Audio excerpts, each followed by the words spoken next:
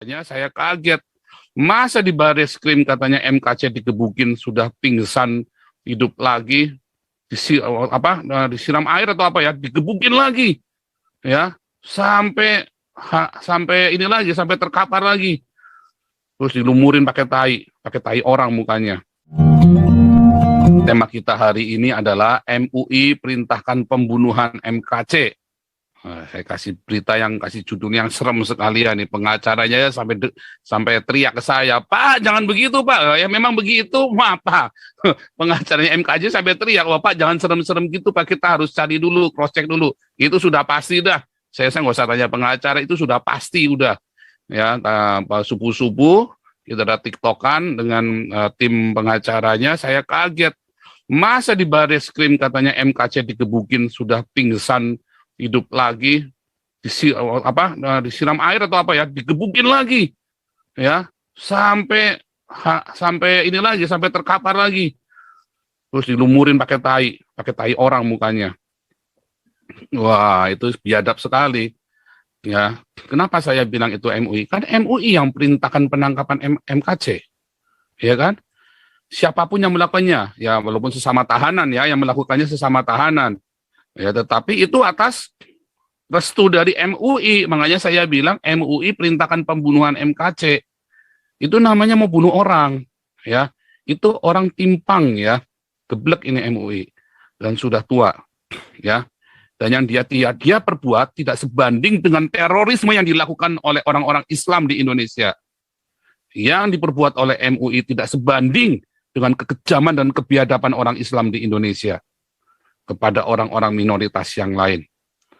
Ya, gila ini MUI ini, memang harus dibubarkan dan harus orang-orang ini harus dipenjarakan semua.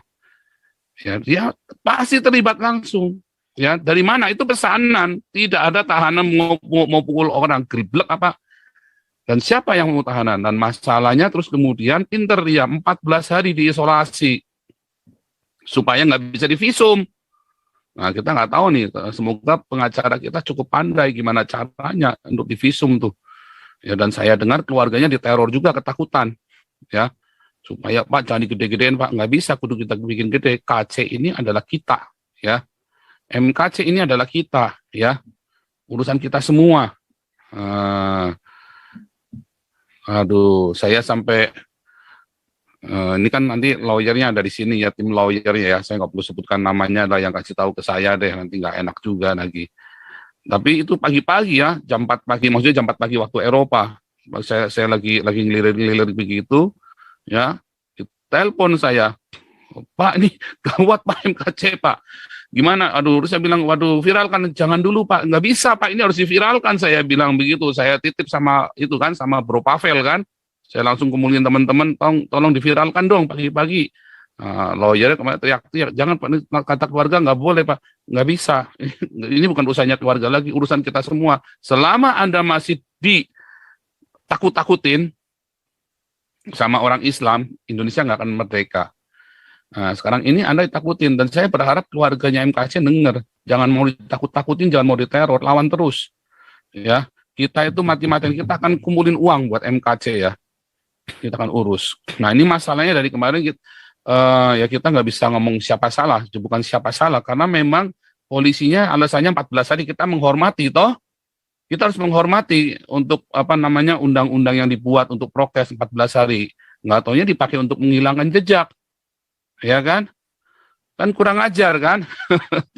Ini dia. Saya yakin, karena makanya saya dari kemarin bilang, enggak lah, di Mabes itu nggak bisa lah, saya kan tahu dalamnya Mabes kayak apa, nggak begitulah, nggak mungkin.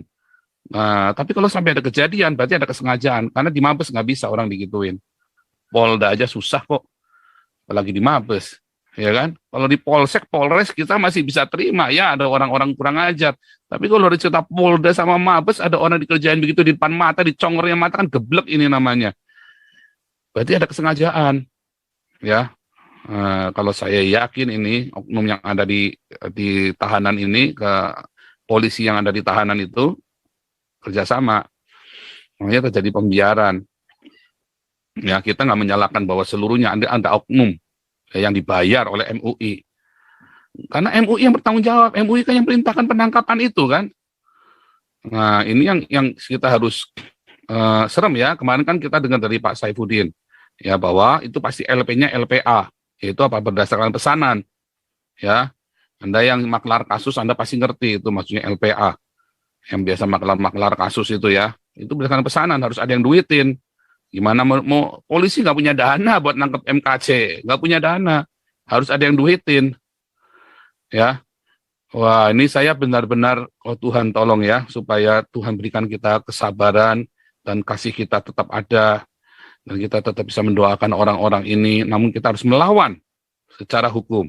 Kita harus melawan dengan mati-matian. Makanya tadi lawyer sempat ada tekanan-tekanan, saya bilang sama Pak Herbert, nggak boleh mundur Pak, jangan Pak.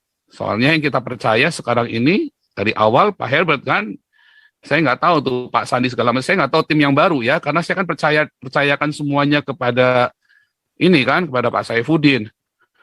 Nah, dan saya belum tahu sampai di mana perkembangan ini ya kan, karena kan saya sebisa mungkin nggak boleh campur tangan, karena memang kan sudah lama nggak kontak dengan MKC. Dan saya tidak mau MKC dikait-kaitkan dengan saya, dengan gerakan saya gerak independen ya, tidak ada kaitannya dengan MKC, saya gerak independen. Tugas saya adalah menyuarakan suara kebenaran.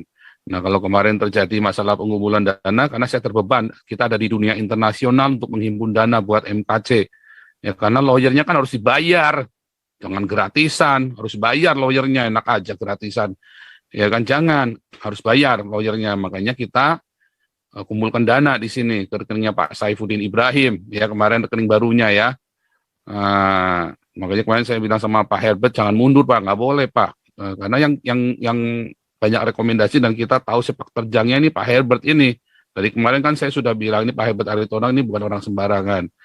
Nah ini sekarang saya belum tahu nih ya, ini lawyer saya dapat info dari tim lawyer tadi pagi, saya nggak ngerti kabar ceritanya bagaimana, juntrungannya bagaimana, tetapi ini pasti dari MUI ya, dari MUI. Karena MUI harus bertanggung jawab karena dia bikin laporan. Ya, harus bikin laporan, ada pesanan ke dalam, siapa yang dibayar, ya. Polisinya yang di dalam, oknum polisinya yang mengizinkan itu, yang lalai itu harus dihukum. Itu kan berarti turut serta di dalam penganiayaan. Nah, ini yang mau kita usut terus ya. MUI siapa dalangnya di balik MUI ini? Siapa? Ya kan? Ya pasti si Anwar Abbas itu yang teriaknya paling kenceng kan? Nah, itu mesti kita beresin itu. Makanya kita teriak sekenceng-kencengnya. Dan saya janji ya, itu wartawan internasional turun semua. Ya, saya akan kejar itu wartawan-wartawan internasional buat liput kasus MKC lebih gede lagi.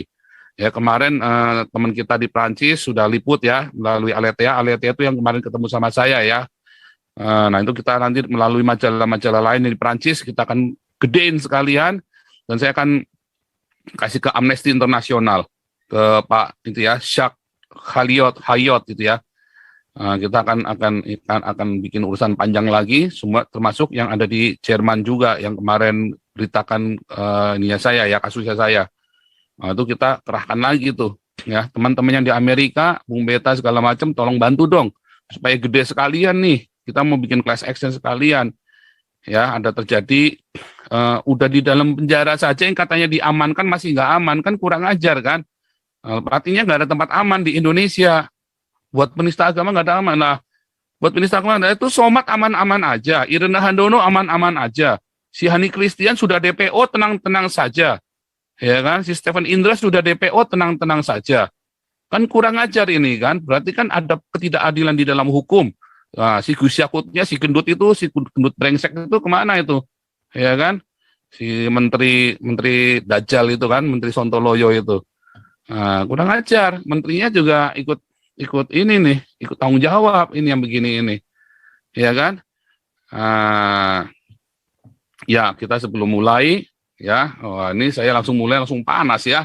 Karena saya udah nahan dari pagi nih ya, karena pagi saya sibuk banget, saya tahan dari pagi. Saya minta tolong Bro Pavel dulu buat viralkan dulu supaya teman-teman viralkan dulu.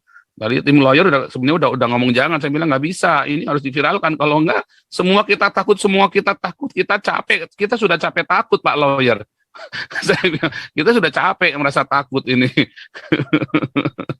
Silakan ini mungkin ini ya, aduh sorry ya, malah kita lupa laporan dari Pak Pendeta Jimmy Yusuf, saya udah panas dulu soalnya.